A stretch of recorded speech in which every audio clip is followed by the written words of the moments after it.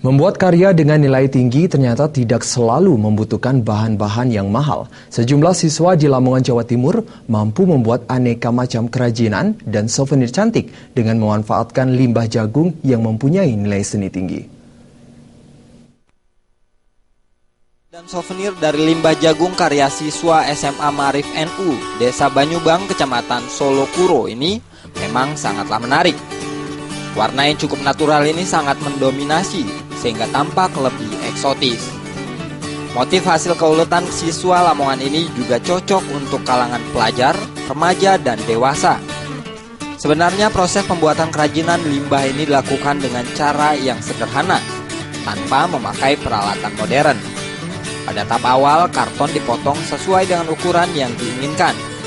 Kemudian limbah jagung ini ditempelkan di kertas karton yang sudah berbentuk lingkaran dengan menggunakan lem.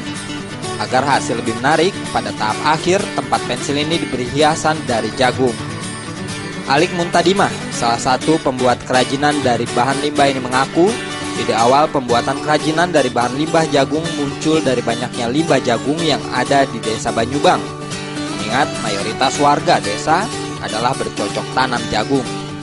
Berawal dari coba-coba, kini kerajinan dari bahan limbah jagung ini semakin diminati berbagai kalangan, mulai dari pelajar, remaja, hingga dewasa. Iya, ini dari kulit jagung, karena di sini kan banyak limbah kulit jagung yang nggak dipakai. Paling biasanya cuma buat makan ternak. Jadi kita olah buat tempat pensil, ada juga buat tas-tas kecil kayak gini, terus sama juga buat bunga.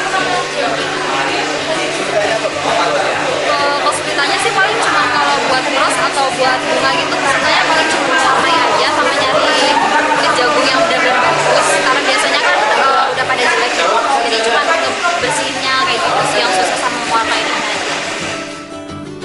Harga yang ditawarkan untuk sebuah karyanya ini cukuplah terjangkau. Harga bervariasi mulai dari Rp7.500 hingga Rp35.000. Tergantung jenis serta tingkat kerumitannya.